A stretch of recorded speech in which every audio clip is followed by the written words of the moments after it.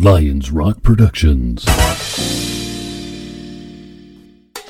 This is Jay Moore. This is Greg Cruz. This is Dan. This Stone. is Dexter from The This Offspring. is Nathan This East. is Sebastian Younger. This is David Labb. This is Stuart Copeland. This is Mick I'm Gillette. Krista This is Vernoff. Dr. Bob Greenberg. I'm Laird Hamilton. This is Rob Bell. Hey, this is John Leon Guerrero. Hey, I'm Mark Valley. Hey, and this is Pete A. Turner.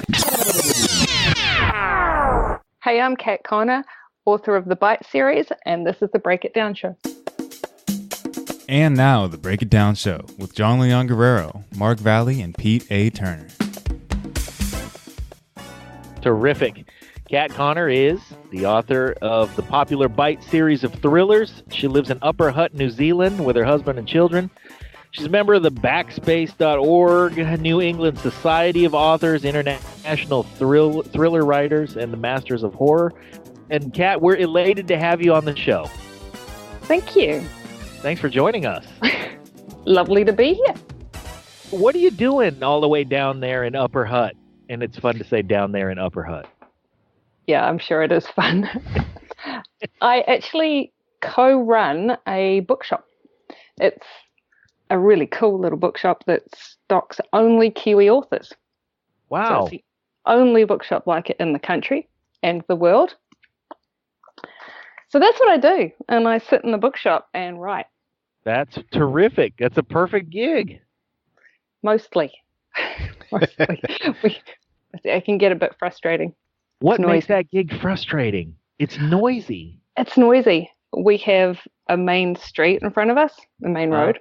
So many trucks and trains. We've got trains too. And so you're trying to concentrate and talk to people, and it gets a bit noisy. Okay. But it's okay. Now, I read that the Byte series began because you received death threats when you were running a message board? What are those? Yeah. Are you too young to know what they know? Back in a long time ago, Microsoft had MSN chat rooms. It's kind of like the Yahoo chat rooms, but it was the Microsoft. Mm-hmm. And I was running a poetry room, which you'd think would be quite safe. Yeah. Yeah, a whole bunch of poets sitting around sharing their poetry. But no. See, we had rules. Oh. And people would break them, and I'd say, right, out. You get 2 chances, you keep breaking the rules, then you're not allowed in. So they would just change their username and come back. And this one guy, he was just a dick, really. And he came back, and he came back, and he came back. And then the death threats started. Wow. Huh. Now, did you know it was him? I mean, could you tell because he would say the same things over and over again? Or Oh, yeah, absolutely. And plus I traced his ISP. Oh, there's that. There's that. So you could also do that way back then as well. You could. You had to use a little program called NeoTrace. But you could do it, and you could do it through MSN. So I did it. So I found out that he's coming from this place the whole time. Yeah. So we dealt with him. But in the process, I said, what is the worst case scenario here? And a very nice agent said to me, you don't want to know. And I said, no, actually, I do.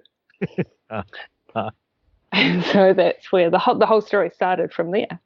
And the words, the very first lines of Kilobyte are exactly what this guy said to me. Holy cow. The death threat guy. So I'm sure he'd be delighted to know he was immortalized. Yeah, that he launched a career. He did. So you just don't know where these things are going to come from. Did you already have that bug in you, though? Like, was this, I mean, obviously you're running a poetry room. Were you drawn to the crime thriller genre already, and this was just like the straw? Or give us an idea what it was like before that.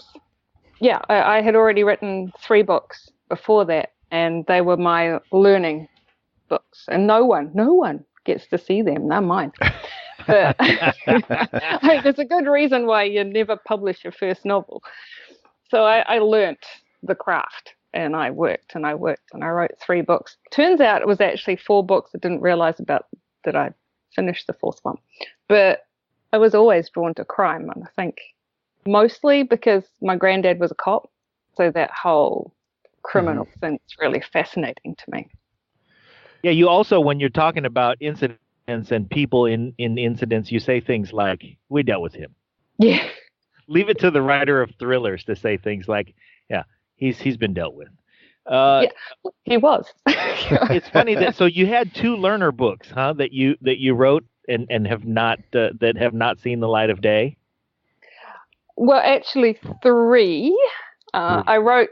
It's turned out that the characters that I used for those 3 early books, the main character, Kate, she became the director in the series I write now.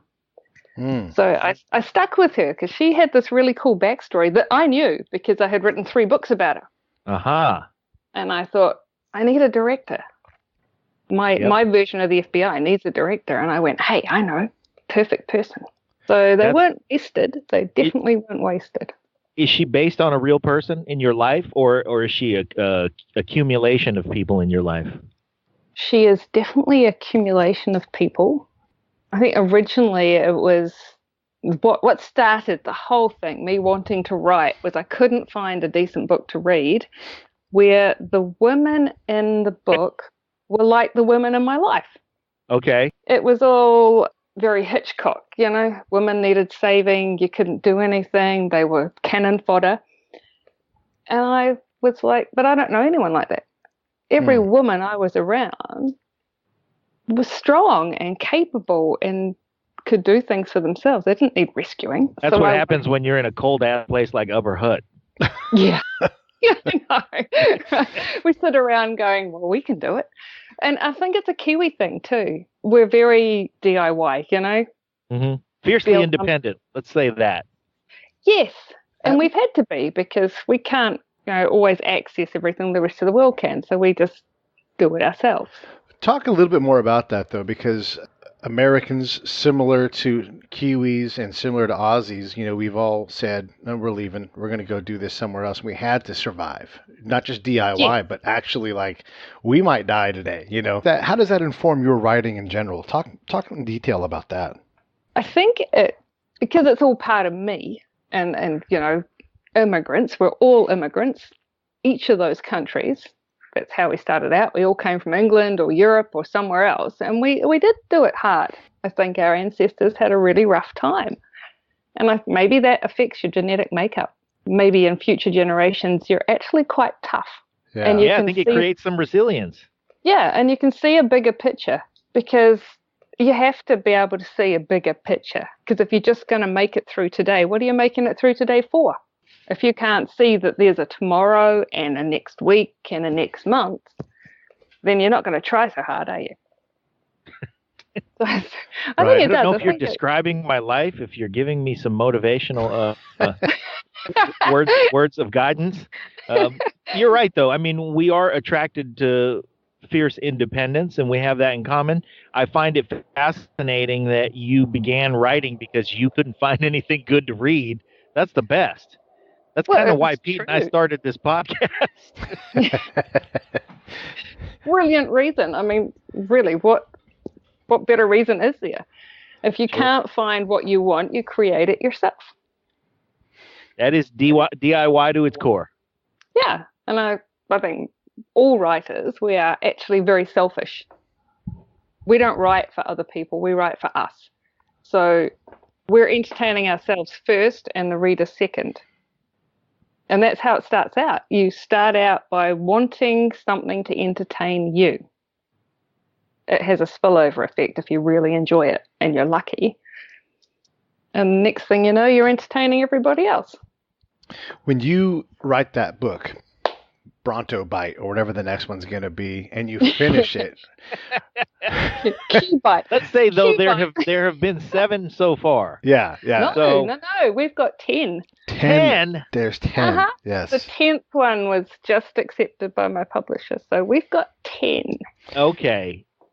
So, all right, if we're on our 10th here, we're also going to count a couple more because Pete and I made a few up that we'll go over in a minute. Pete, please continue.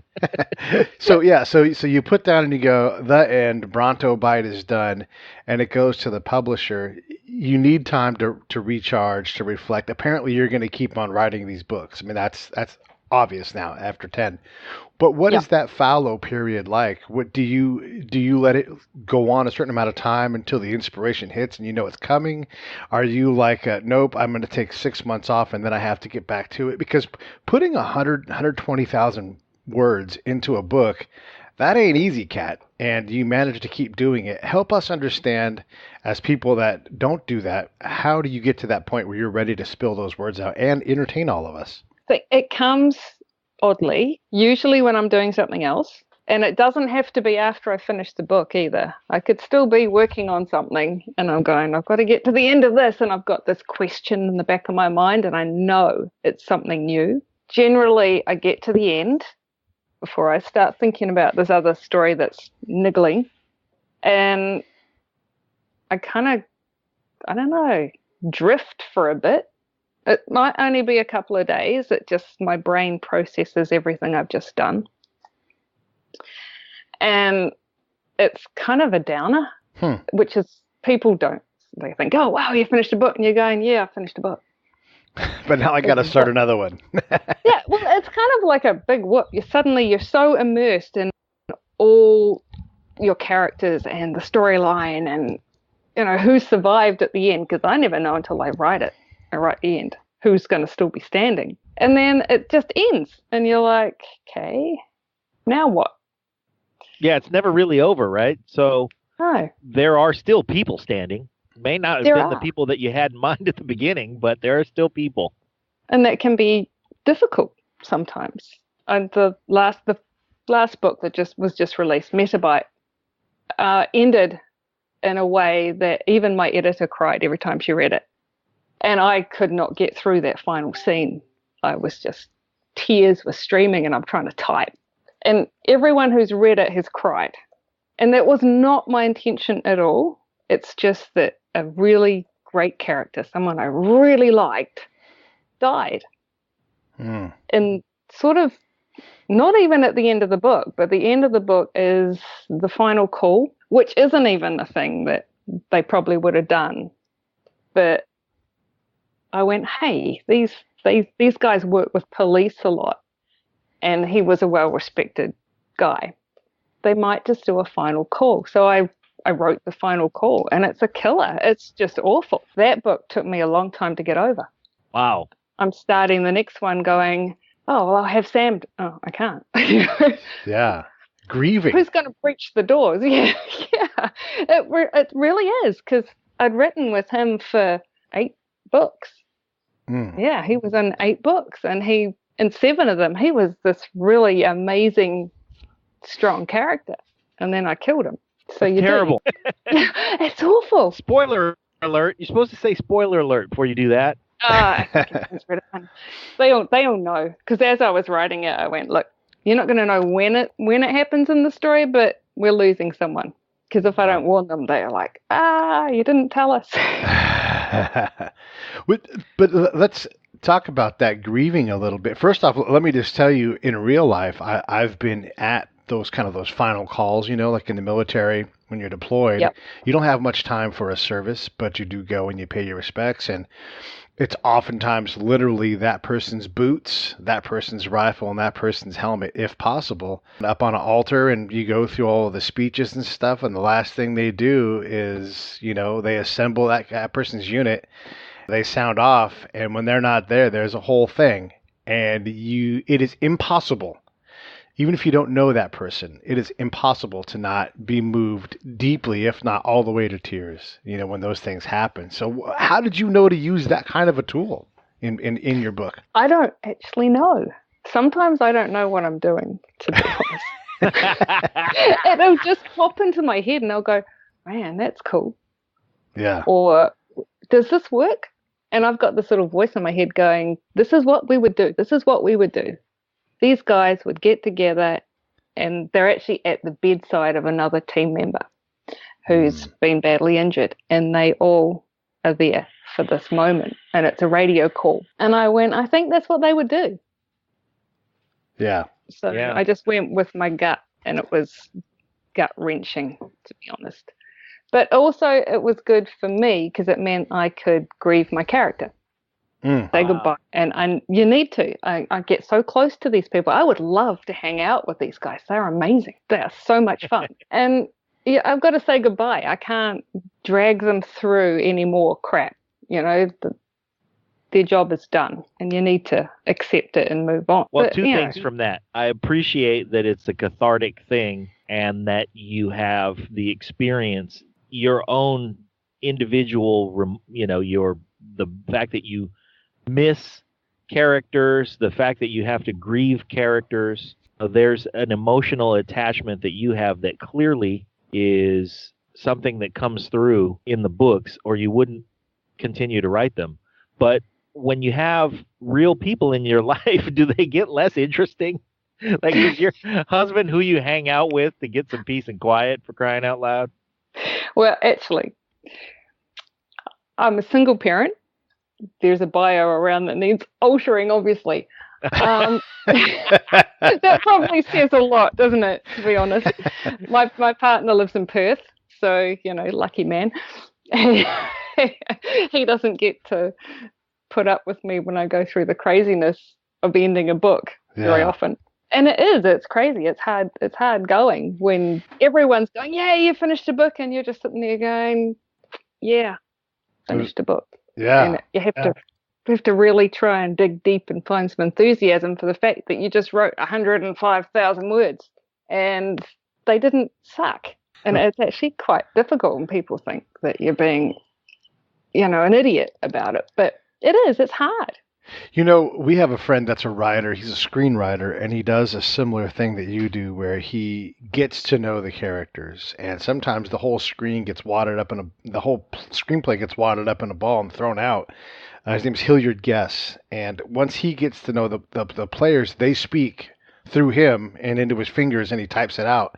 Do you feel like it's the same thing for you, where these people sort of communicate, or do you just internalize and know them so well that you can speak for them? I would never presume to speak for them. That's the weird thing. Yeah. They speak. They have their own voices. I can hear them, but I do this thing where I can see a video when a scene is happening, when it's coming together. I see it as a video in my head.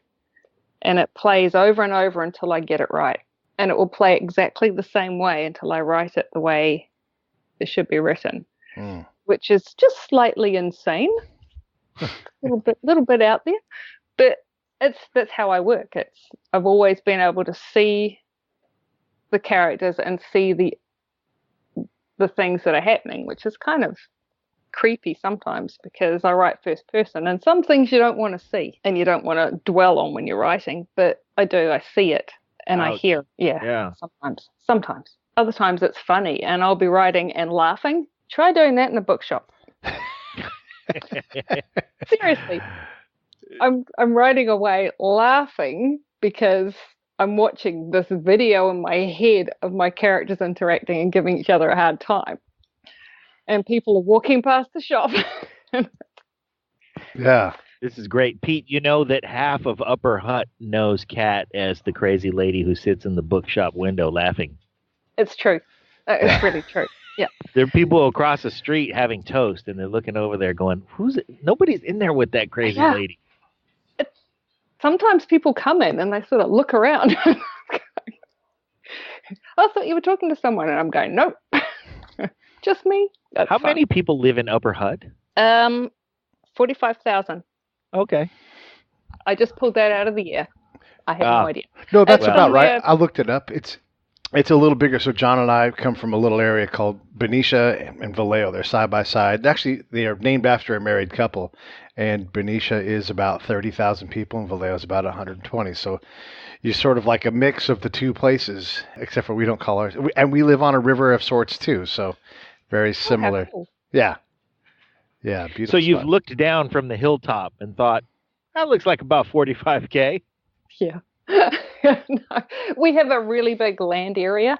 Upper Hutt is actually big land area, but a small population. In fact, I think we were a city well before we had enough people to qualify as being a city.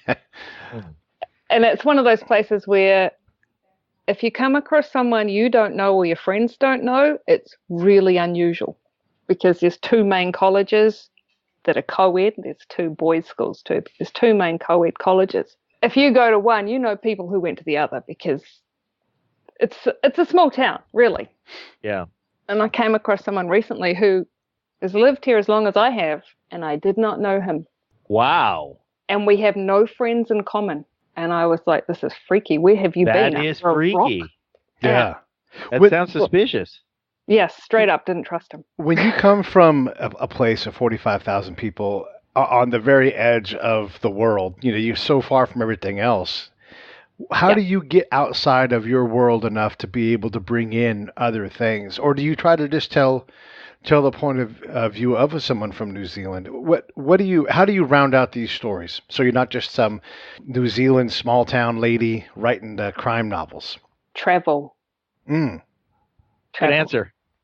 And also friends in other places. I've always had friends in the States, so I can always tap into somebody and say, hey, what about this? I want to do this. Can I do this? Yeah, what do you sons of bitches up there do about this? Yeah, exactly. And you get onto the websites, and obviously when I first started, there was no internet. It was that long ago. But Google Earth, fantastic. Yeah. If I really want to know what something looks like, I'll jump onto Google Earth, then I will find somebody who lives there. Or if I can, I will go there and I will walk up and down every street until I know the place. And that just makes all the difference. Wow. Sometimes you need to do that. And I wrote a fair bit about Washington before I'd been there. And when I got there, I was like, man, this place feels like home. Huh. Good writing requires travel. It does. It really does, because great characters are one thing, but you have to have enriched characters. And nothing enriches like travel. It's true. You know what? Let me take a departure for a moment. Are you considering writing anything else, or are you engulfed right now in the Byte series? I am engulfed, but I do dabble in other things. I did write a novel set in Upper Hutt. It was truly hilarious. Absolutely hilarious. Used a different name because people see Kat Connor and they expect Ellie Conway and the Byte series. Right. I used a different name and I wrote a book called Nothing Happens Here, which was it was a joke because my very first public speaking engagement, someone said to me, why do you write about America? And I turned around and said, because nothing happens here. And they thought it was hilarious. In fact, it's very untrue. A lot happens in Upper Hutt. Upper Hutt has had some very interesting crime over the years. I know. We've had axe murderers. We've run the gamut. Wow. Yeah. I imagine it is such a wholesome and lovely place. Oh, hell no. Okay. All right. It's like I like every it other place. Yeah. Sure. Every other place. Every place in the world has problems. Mm-hmm. It's not the picture postcard place you see. And if you're a tourist, you don't get to see what it's really like. Aha. So Upper Hutt's just like anywhere else. We have problems. We have areas that you probably shouldn't go by yourself unless you know people there. There are certain streets you don't walk down at night. Yeah. It's just like anywhere else. Just like anywhere else. Yeah, and if you're me, you just do it anyway because stuff them. Okay, so I'm happy that you're getting into something else, and I hope we see some comedy out of you. That'll be fun. Yeah, it's coming. It is. Dark humor tends to be my thing, but that's very Kiwi anyway. We're very no. Yeah, no, I know, right? Can get a little bit dark on it, but I always sort of hark back to my granddad who had a very dry sense of humor, very dry. And my dad's he's got a dry sense of humor as well, and dark. It's in the genes. Kat, did you ever see the movie Drowning Mona? No. Okay, so this movie, it's a tiny little picture. It's a little independent film, but it stars Danny DeVito and Bette Midler. I think they made it for kicks over a weekend, and it takes place in this little town. I have no idea where, maybe in New Hampshire or somewhere like that, but just like a little, mountain town. But one of the quirky things about it, of which there were many quirky things, but one of the quirky things about it was that it was the test ground for Yugo. So before the Yugo automobile was sold in the United States, they decided to see how Americans would like it by dumping a bunch of Yugos on this small town. So every vehicle in it, the ambulance, the police car, a hearse, was a Yugo. And it was hilarious. It sounds not awesome. that I'm comparing that small town to Upper Hutt, but I kind of am. Yeah. So when you said it takes place in Upper Hutt and you change the name and it's quirky and it's darkly funny, that's Well, it is. It is. I mean, it's a kind of a spy story, which just lends itself to being funny because it's Upper Hutt. I mean, for goodness sake. Pete's got a lot of funny spy stories. I do. Let me know if you need any anecdotes or stories about being a spy and crapping your pants, because I certainly have a number of those. Oh, that sounds awesome. I would definitely. Yes. His spy stories involve excrement, usually his. I got a feeling they're going to be really good stories.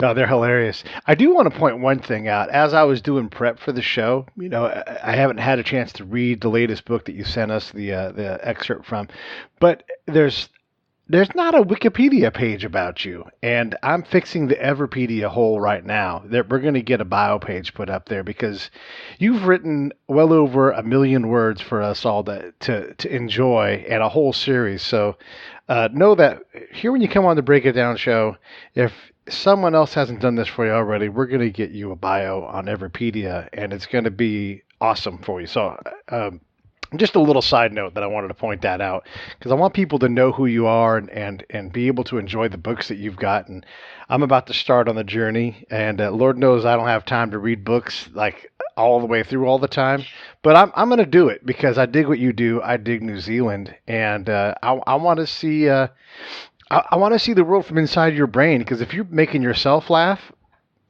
odds are I'm going to laugh too, Yeah, it's pretty funny. Yeah. Hey, are you doing that right now, Pete? Yeah, I'm doing it right now. Get down. Mm-hmm. You are so awesome. Yeah, man. It's nice, though. I always like that we can build somebody an Everipedia page, and he's doing it in real time. So now, Kat, that means that every word that you say can and will be used against you. It usually is anyway, to be fair. Yeah. I mean, I'm used to it. So they are good and typically more practiced than we give them credit for at using all of our words against us. Oh, she's fantastic at it. She takes me out of context every time, and she uses it in social media. Thank you. Awesome. Yeah, and the things I feel like say, everybody has a gift. Yeah, that's hers. She's going to find herself a character in one of my books shortly. Hey, I want to ask you about your writing process a little bit and get us back on that, because I've got at least a book or 3 in me that I need to write, and I struggle with. I'll say. Yeah. I struggle with it. I struggle with like how to get it done, because I am busy. I've got to make money. Yep. What do you do? Do you I'm sitting down and I'm not getting out of this chair until I'm done writing this chapter, or how do you approach the process of putting down 110,000 words? Let's just say until 3 years ago, I approached it by sitting down and not getting out of the chair until I was done with whatever I was doing. What happened 3 years ago? We opened the shop.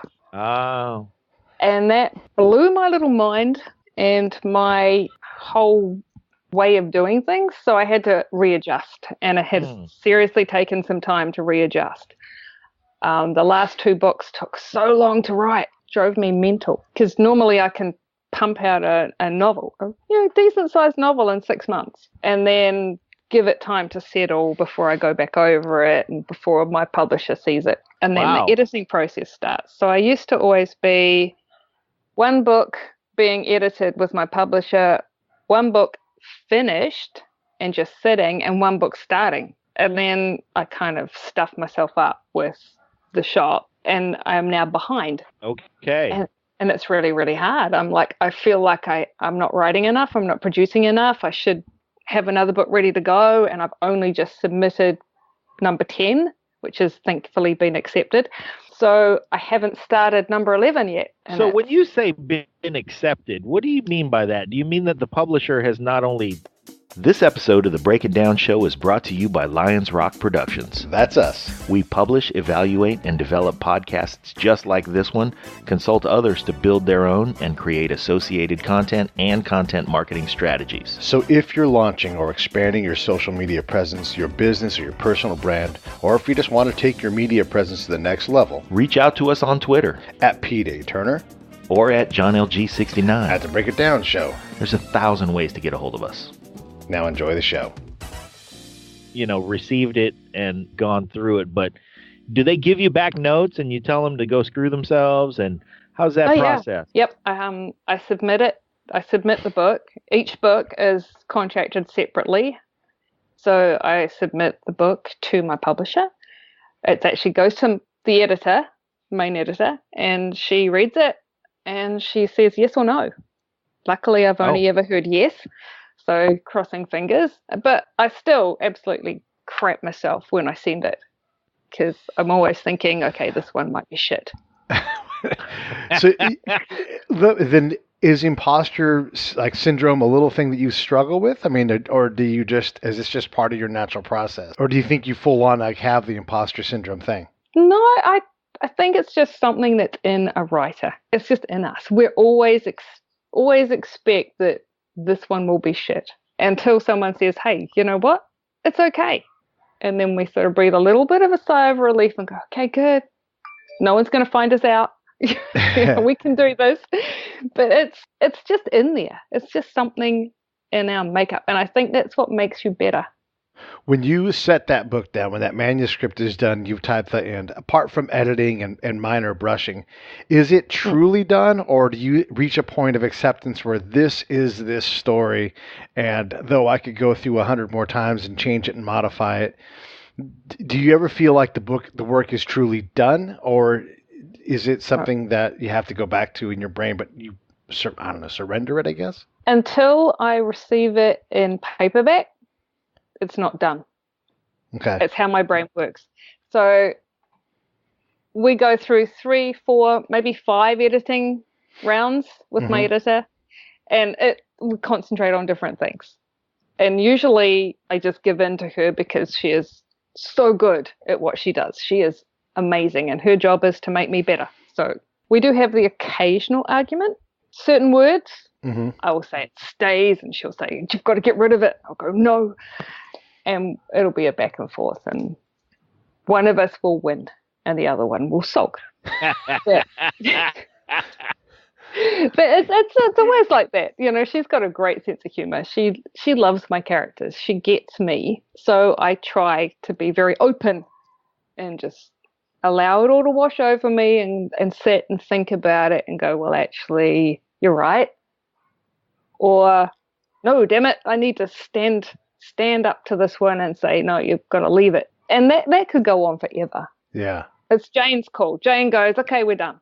Because either we've come to an impasse and neither of us are going to budge on the last thing, or it's as good as we can make it. And then it goes to the rest of the process. It gets formatted and all the rest of it. And the next time I see it, it's an ebook on my screen and it's a hardback in my hand.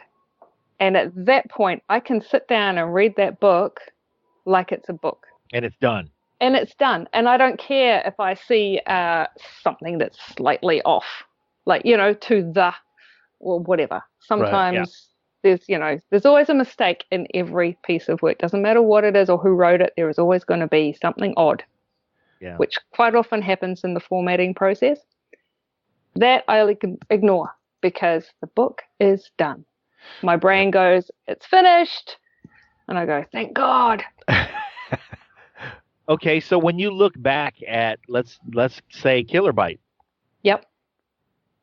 I love that book. Have you looked at it recently?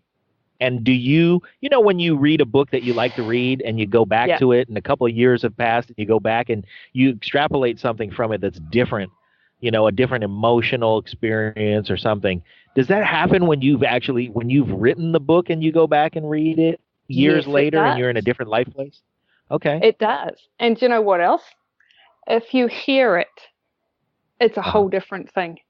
I was really lucky. And the New Zealand Blind Foundation has the most amazing studios and produced 4 of my books now as talking books.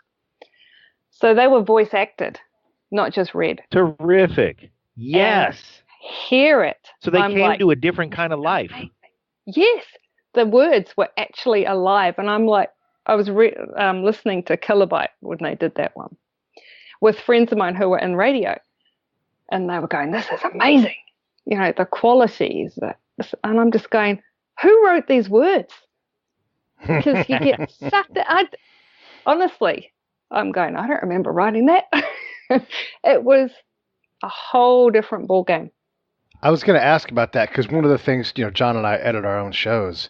And one of the hallmarks for me, and I think John too, when we get lost and forget that we're editing and we become part of the audience in our own show, you're like, oh, okay. I don't need to be so particular. I don't need to be so, the content, there's no point in making this a 10 because that's not reliably attainable. This show already is good. Let me back up. Let me brush through what's got to be here and just be stoked to give this out to everybody to enjoy, Yep, I do. I get that. I get that now. And it just amazed me hearing my words. I was like stunned. And I just finished, I think Byte was done late last year or early this year. And I was sent the CD. And I listened to it and it's a different actress. And you know what? I hated it. Oh boy. It gutted me because they'd used an American for the first 3. And she was brilliant. Yeah. And they even got a guy in to do, because Byte's done in 2 perspectives. There's a chapter by the main character's partner. And they got a guy in to do him. And he was great. I was like, this is so awesome. And then they did Byte, used a Kiwi actress, and it just fell flat. She didn't get it. And I went over the book going, what have I done wrong? What's different about this book that has come out different when it was acted?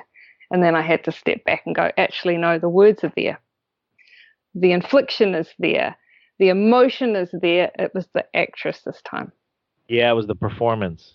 Sometimes you can't do anything about that. Well, then, does that make you shy away from screenwriting, or have you considered writing for screen? I have considered writing for screen. I have got a pilot for a TV series sitting here somewhere that someone asked me to write, so I did. It went nowhere, but I learned how to do it. Yeah, you can burn that one as your learner. Yeah, absolutely. I was like, sure, I'll give this a go. I know nothing about it, but that's me. I will do anything. If it, I've written a radio play too. That was awesome fun, but very different again to screenwriting. And I was like, everyone goes, oh, you can't just write one. And I went, why not? I'm sorry, I don't see why I can't. Yeah, why not indeed? Do you ever have a desire to kind of just go all Hamlet in the next one and just massacre everybody and then just start off with like your own dental series and have Overbite and Underbite and Crossbite? Because I knew it was going to come up. I knew it was going to come up. I've been waiting. That before. Wow. Every single time. You might have seen my posts when I'm trying to find a new name for a Byte book. And I'll go, please don't help me. Big Byte. We've actually got don't help. so bad. Because I just changed the name of the 10th book. The 10th book was going to be Crash Byte because the 10th book was going to be the end. Oh. I was actually going to kill everybody. That was it. But then middle of last year, my publisher came to me and went, hey, how about we do box sets? And I was away at the time and in a really happy place. And I went, yeah, let's do it. Cool. Always wanted a box set. Let's do it. And so EJ goes, all right, we'll do first 3, second 3, third 3. Meanwhile, I'm writing Crash Byte. And I'm going, bugger, I was going to kill everyone. Right. But we can't have 3 box sets in one book. So sneaky. How sneaky was that, eh? Yeah, no kidding. Your So publisher just committed you to 2 more books. he certainly did. And all the Thank you. characters are fanning themselves like, oh my lord, I didn't realize how close it was. Because I know how this ends. I know the actual final scene of the whole thing. I don't know how we get there, Mm-hmm. but I know what happens. I know the final 2 characters. Wow. And that's fun. I've seen it, and it's so cool. And I've written it down in a couple of places. And each time I write it, I just tweak it just a little bit more. So there's only going to be one person standing, and it's not the main character. I will tell you that much. Wow. Oh, Quite It the is a tease. big end. It's a really big end. And so that was going to be this time. And I was so excited. I had, for the first time, outlined because I needed to know which chapter I was killing people off in. And then I went, oh, if I kill them all off, how am I going to write 2 more books? Right. So we changed the whole story, just changed on a dime as it happens. The thought came to me and I went, right, we can't do that. Switch it. It's a completely different story. Byte is about a virus. And yes, I may kill a couple of people. Okay, 3. But the main 3 characters that are quite well known to the series. But the main people are still standing at the end of this because there has to be 2 more books before that crash Byte, Right. which will still be my last book, but it's not this one. okay. So if you take an interlude and, or a sidebar with some characters and they go off into a little sub-story and come back, maybe that's a way that you can explore some of the places that you've traveled to that you haven't explored yet. Yeah, I absolutely want to. I've done 2 long short stories from different characters' points of view, which I really had fun writing, but it was so hard because I wrote from a character called Kurt Henderson, who's the doctor. He's the team doctor. He wasn't actually so bad to write because I've got a friend who's a medic and he was super helpful, and another friend who works in ED. So they're both real helpful when it comes to medical stuff. The technical part. Yeah, because it's got to be right. People learn from fiction. You've got to get that stuff right. Sure. Do they help you with the emotional part too? The experience that the character's going through, how stressful something might be? Yeah, sometimes. Mostly I can get that because that's probably the only full-on truth in all my writing is the emotional stuff is true.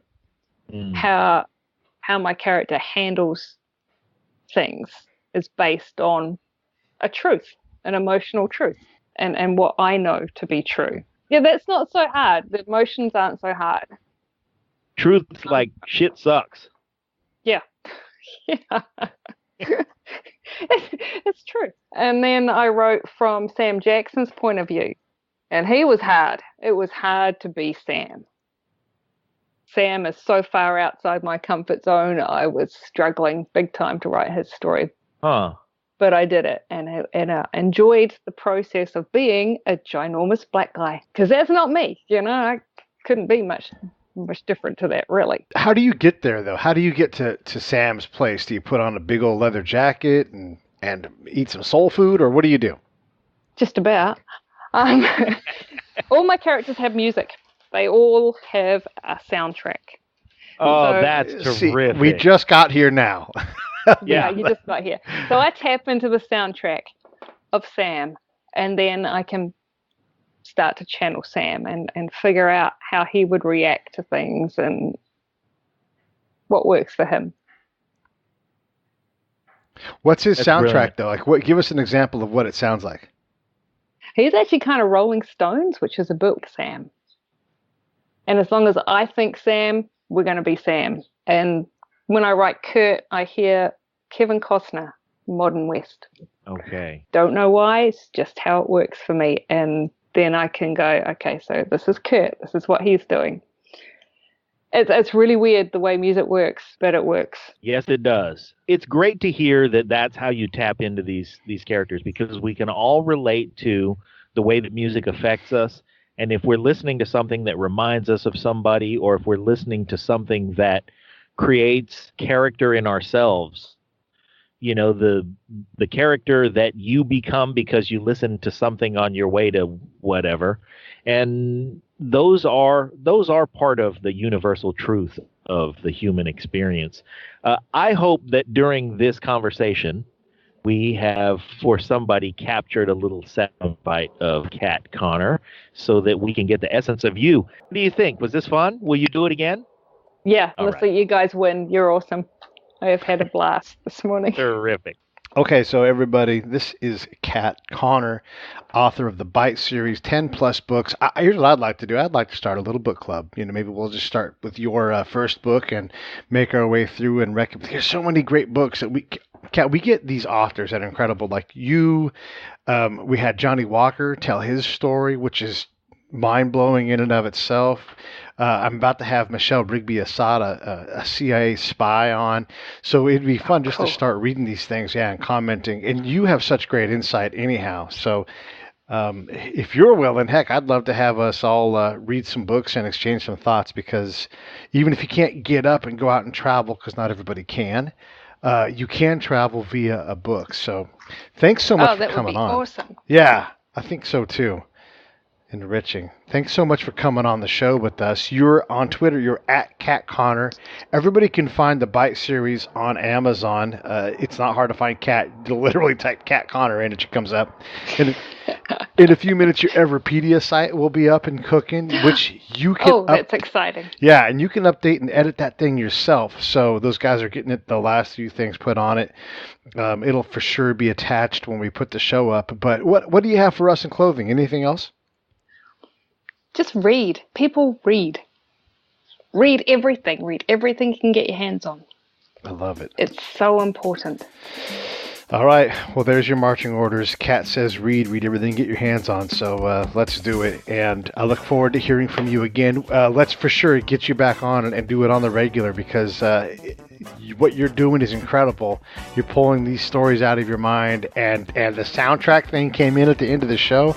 I can't wait to explore that some more with you, because I've got soundtrack stuff that comes on too, so it'd be interesting to exchange notes. So let's do that, and thank you again for coming on. Thank you for having me. I had a blast.